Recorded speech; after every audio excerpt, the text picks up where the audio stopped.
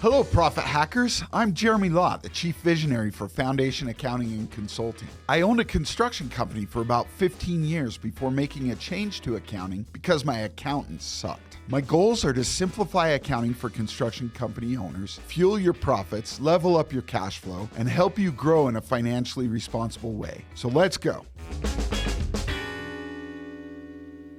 Hello, Profit Hackers. This is Jeremy with Foundation Accounting and Consulting, and this is the Contractors Profit Hack Show. And today, we're going to continue to talk about strategic scaling and figuring out what to do in order to be able to grow your business and make money. I often say that one of our three pillars, one of our three goals is to help businesses scale without going broke. This is because you hear all of those statistics about the number of businesses that fail in the first 5 years, right? The largest majority of those businesses don't fail because they can't sell or because they can't manage or any of those kind of things. So much of the time, a large percentage of the time, those companies are failing because they don't have the cash flow when they keep growing. And that's because they start hiring and they start buying equipment and all those kind of things without knowing ahead of time if they can do that, right? So we're going to talk today a little bit about cost-benefit analysis and how to determine where to put your money to grow the company, okay? So I want to, as always, start with a story.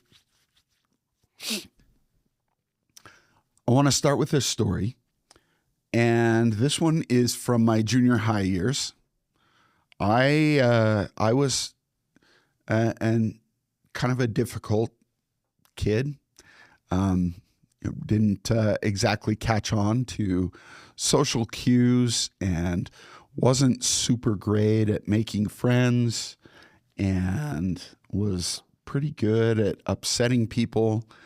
Needless to say, I got picked on quite a bit and teased a lot and came home crying a lot of days, right? Well, at some point that I'll talk about in probably the next episode, I decided to fight back. And as many of you may well know, when you start fighting, then all of a sudden everybody wants to test you out to see how tough you really are. And so I started getting in a ton of fights.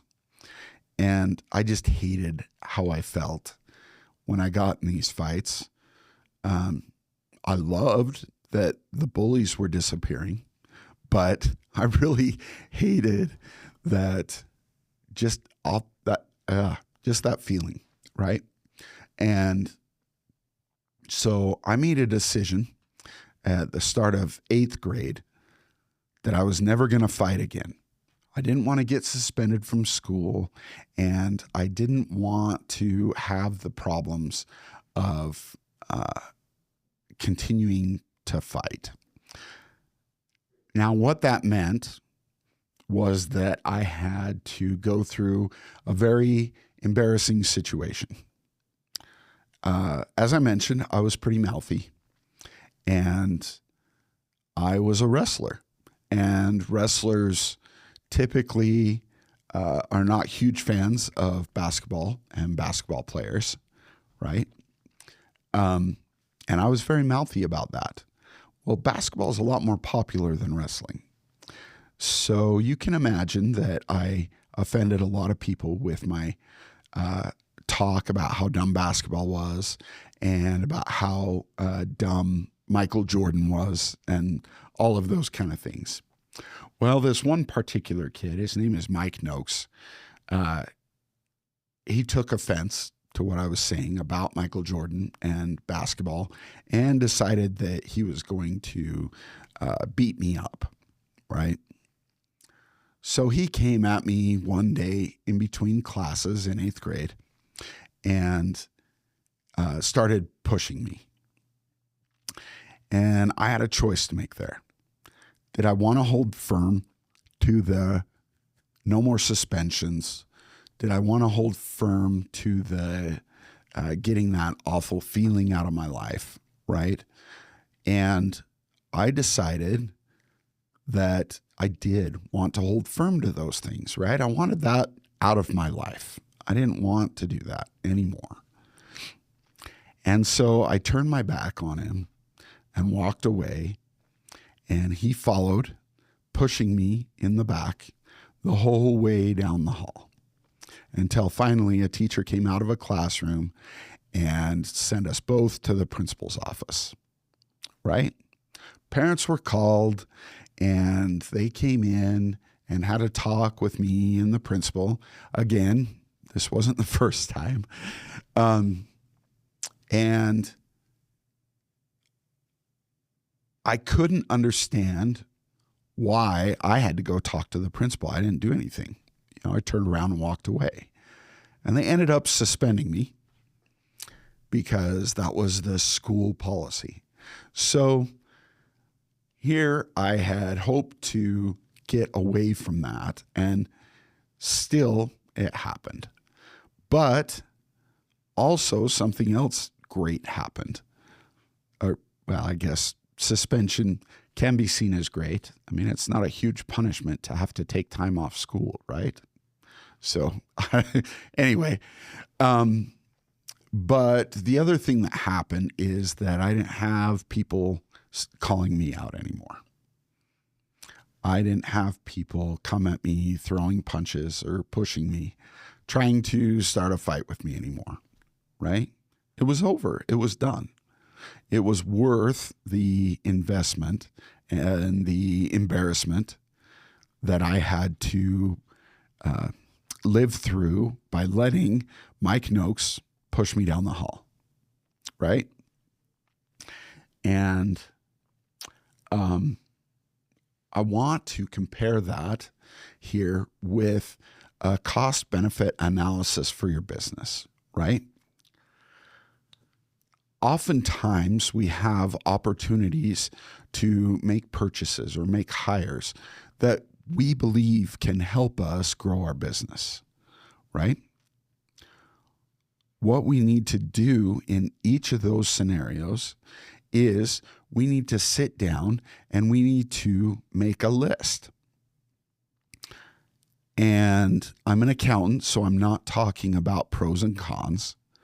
What I'm talking about is a list that shows how your cash flow changes by including that purchase and how your cash flow changes or stays the same by not moving forward with that, right?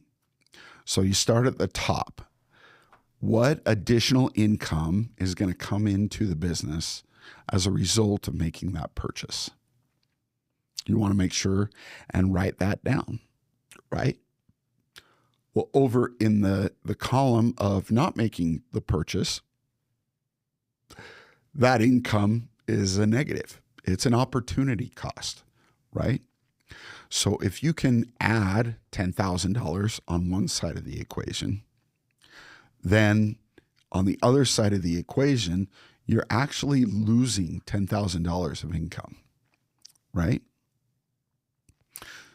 And so we want to continue down that line and then next look at your costs. What will happen to your costs as a result of making that purchase? Do they increase? Do they decrease?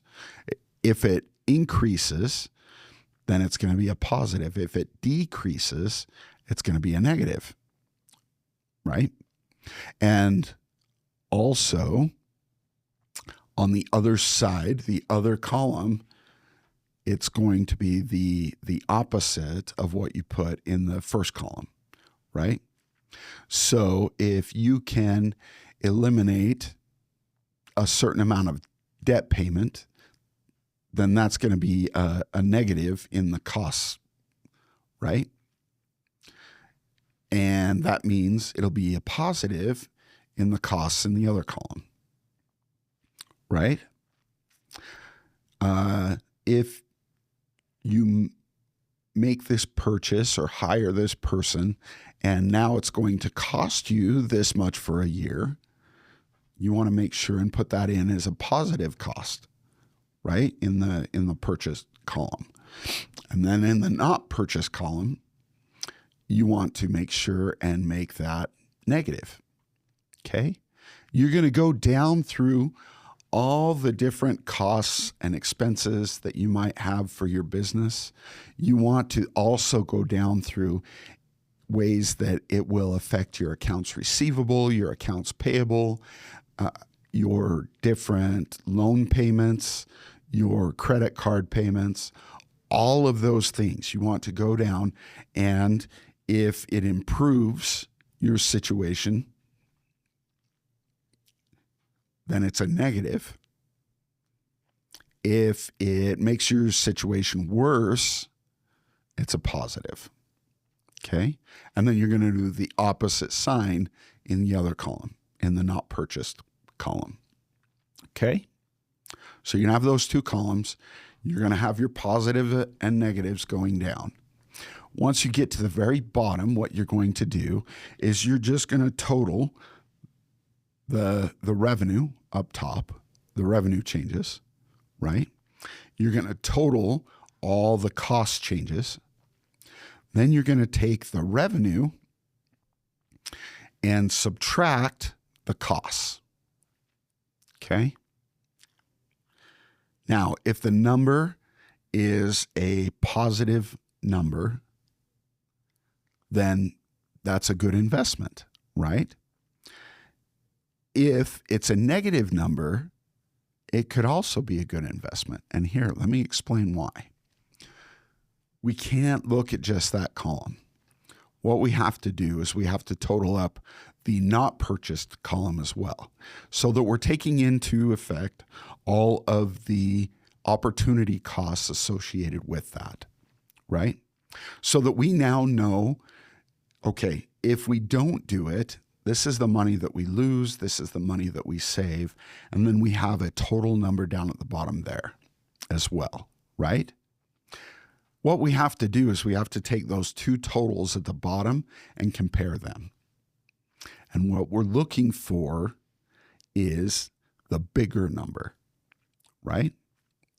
So if your column for things that you purchase is a negative, but it is a smaller negative than the not purchase column, then from a cash flow point of view, it makes sense to do.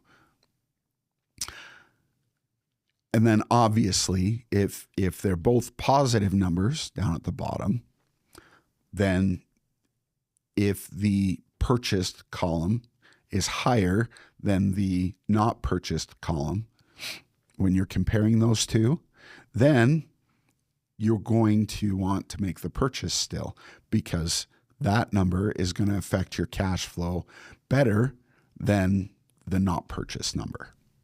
Okay? Now, I've simplified this dramatically just to give you kind of a basic idea of how to go through this process. If you want to analyze whether an investment is worthwhile to do and figure out how to grow strategically, we can chat anytime. So I will continue on again with the strategic scaling in our next episode. But for now, I'm going to say goodbye. Have a great day, and make sure that you go through a full analysis when you want to make a big decision. So this is Jeremy with Foundation Accounting and Consulting, and I will talk to you later. Thanks for listening. If you found this episode helpful, please like and subscribe for weekly episodes to help you fuel your profit, level up your cash flow, and finance your growth. Until next time, go enjoy some green M&Ms and protect that cash.